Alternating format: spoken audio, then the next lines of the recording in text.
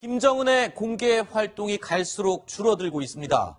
올해는 지난해보다 30% 정도 이 공개 활동이 줄었다라는 이야기가 나오고 있는데 집권 이후에 가장 적은 수치라고 합니다. 어떻습니까? 네.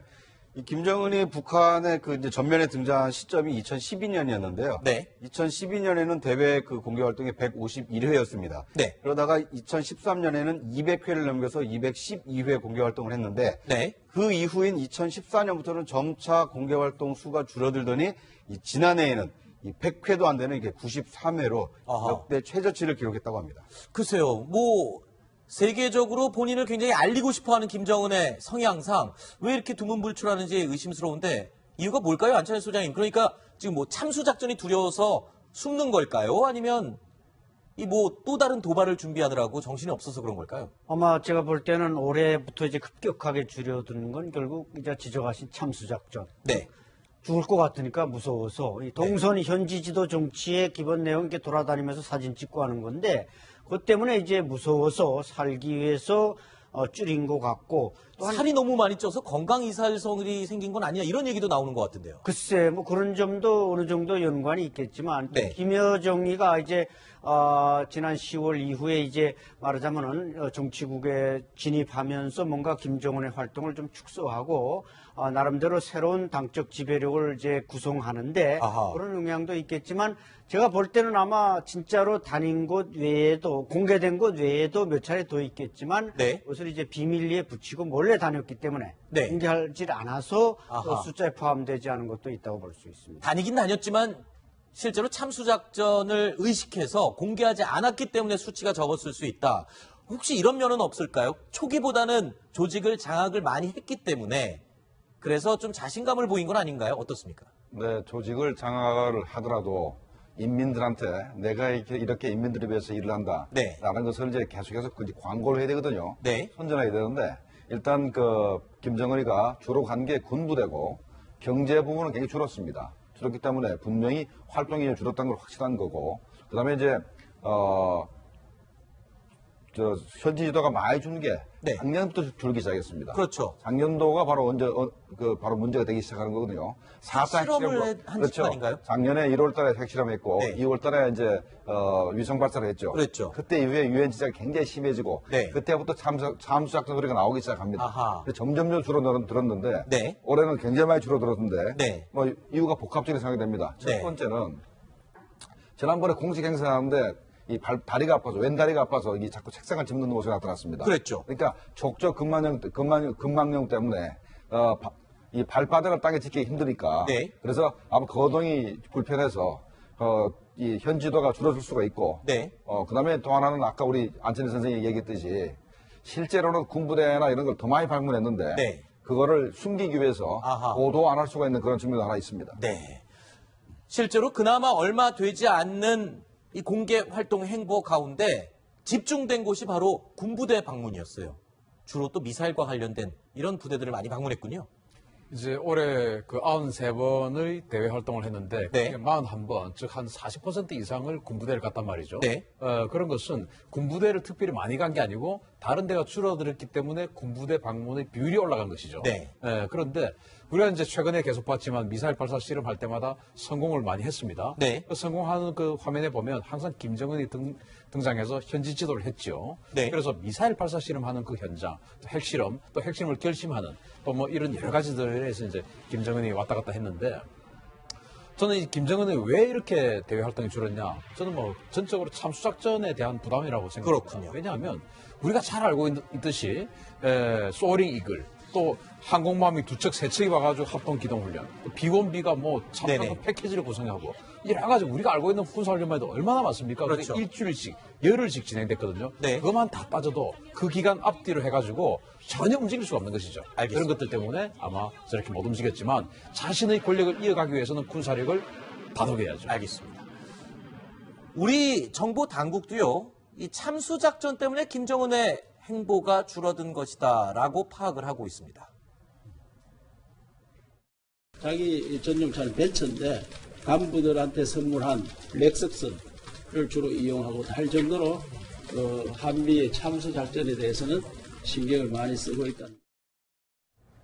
김정은의 벤츠 사랑은 정말 유명합니다만 간부들에게 주어진 렉서스 차량을 이용한다. 이건 무슨 뜻입니까? 그러니까 어떻게 보면 이제 위장을 하기 아하. 위해서 네. 김정은이 타고 다니는 차량은 계속 추적을 할 거 아닙니까? 그렇죠. 그러다 보니까 추적당하지 않을 가능성이 높은 뭐 이제 측근 차량을 이용한다는 건데요. 네. 가장 상징적인 장면이 최근에 있었던 그 김정일 어떻게 보면 이제 자신의 아버지 아닙니까? 네네. 자신의 아버지 6주기 참배를 그렇죠. 혼자 했거든요. 금수산궁전에. 그렇습니다. 그러니까 왜냐하면 다른 당 간부들은 다 모여서 그 참배를 했는데 혼자 참배한 이유는 뭘까요? 그러니까 왜냐하면 여러 사람이 모여 있으면 네. 모이는 장면도 아마 위성을 통해서 추적이 될 거고 그렇죠. 맨 마지막에 오는 사람이 김정은이라고 추정이 가능하지 않습니까? 그렇죠. 남들은 다 기다릴 테니까 네. 만약에 참수작전을 그때 감행한다라면 네. 그 작전 성공 가능성이 굉장히 높아지기 때문에 네. 이런 점을 염두에 두고 모든 사람들은 먼저 가서 참배하도록 하고 네. 본인은 그 정찰 위성이 제대로 이 감지하기 어려운 이제 새벽 시간이나 밤 늦은 시간에 혼자 가서 참배한 게 아닌가 이런 추정이 좀 가능할 것 같습니다. 네. 자, 폼페오 CIA 국장이 뭐라고 했냐면 10월 달에 이렇게 했습니다. 김정은이 어느 날 갑자기 교통사고로 죽어도 나한테 묻지 마라. 그렇죠. 그 말인 즉슨 공작을 해서 죽일 수도 있다는 말이거든요. 그랬죠. 김정은이 저렇게 자기 벤츠를 타고 돌아다니다가 그 행적이 만약에 사전에 노출되면 네. F-22 마음만 먹으면 30분이면 날아가서 SDB라고 하는 정밀 유도폭탄 떨어뜨리면 끝입니다. 네. 그러니까 저렇게 페이크라고 하는 작전을 써서 다니는 거죠. 알겠습니다. 이런 가운데 미국에서요, 조금 의아한 반응이 나왔습니다. 그러니까 미국 국무부가 지난 박근혜 정부의 개성공단 폐쇄 결정을 지지한다라고 입장을 밝혔습니다. 그런데요, 좀 오래된 일입니다. 오래 전에 폐쇄된 개성공단 폐쇄를 지지한다라고 입장을 밝힌 것, 이건 무슨 의미입니까? 그러니까 지금 정권과의 어떤 네. 무력화음을 강조하는 건가요? 왜 그렇습니까? 일단 이제 이건 약간 맥락을 좀 짚어보셔야 되는데요. 네. 어제 통일부가 그 정책혁신위원회에서 이제 이 개성공단 폐쇄 과정에 네. 박근혜 대통령의 어떤 이제 개인적인 결심이었다. 네. 뭔가 국무회의라든지 논의가 없었다라고 발표를 하지 않았습니까? 네. 이렇게 이제 우리 정부의 입장이 나오다 보니까 과연 그런 것에 대해서 이 미국 측 입장은 어떠냐라고 이 마이클 케이비 미 국무부 이 동아시아 태평양 담당 대변인에게 의견을 물었다고 합니다. 네. 그러다 보니까 미국의 입장은 개성공단을 폐쇄한 것이 옳다라고 생각을 한다. 네. 이렇게 답변을 하는 과정에서 저 얘기가 나옵니다. 그렇군요. 그러니까 작년 2월 달에 갑작스럽게 개성공단을 폐쇄함으로써 우리 기업인들이 많은 손해를 보긴 봤습니다. 네. 그때 첫 번째 목적이 우리 기업인들이 북한의 포로가 되는 것을 막기 위한 게 첫 번째고 그랬죠. 두 번째는 미국이 세컨더리 보이콧을 작동하게 되면 네. 우리 은행이나 우리 기업들이 전부 당하게 되니까 네. 그것도 맞고 또 이제 우리가 유엔 제재 결의안에 중국과 러시아의 동참을 요구할 때마다 중국과 러시아가 너희들 개성공단은 뭐냐 하기 때문에 그렇죠. 우리가 사실 면이 쓰지 않았습니다. 그래서 네. 개성공단을 이렇게 빠른 시간 내에 폐쇄하게 된 것입니다. 네. 자, 이런 분위기 속에서 이런 보도 내용이 또 나왔습니다. 북한의 핵 과학자가 남한으로 망명을 시도하려다가 중국에서 체포돼 북송됐다. 그리고 또 스스로 목숨을 끊었다. 이런 보도가 나왔습니다. 어떻게 된 겁니까? 이 자유아시아 방송이라고 해서 이제 이 북한 소식을 전하는 방송인데요. 그렇죠. 그 방송의 보도에 따르면 북한의 핵 과학자가 한국으로 망명을 하려다가 중국 공안에 체포가 됐었고요. 네. 그래서 강제 북송됐는데 네. 그 이후에 감옥에서 이 독극물을 마시고 이게 자살을 했다는 겁니다. 네. 그러니까 일반적으로 이제 잡히게 되면 몸수색을 하게 되는데 그렇죠. 이 몸수색에도 불구하고 이제 독극물을 지니고 있었던 것으로 지금 추정이 되고 있습니다. 네. 뿐만 아니라 자유아시아 방송 보도에 따르면 이 자살한 북한의 핵 과학자는 국가과학원 물리연구소의 이 실장급 간부였다고 합니다. 네. 평소 연구에 대한 이 불안감을 호소를 했다라고 하고요. 네. 정신 불안 증세를 보이기도 했다고 합니다. 안 소장님, 지금 북한의 분위기로 봐서는 핵과학자라고 하면은 굉장히 우대를 받고 존경받고 그리고 속된 표현으로 그 안에서는 잘 나간다라는 대우를 받아야 되는 사람 아닙니까? 그런데 왜 한국으로 망명을 시도했을까요? 글쎄, 저 사람은 아닌 게 아니라 네. 국가과학원 이제 아마 핵물리연구소 정도로 이제 평성에 있는 네. 과학원 그 단지에 있었을 텐데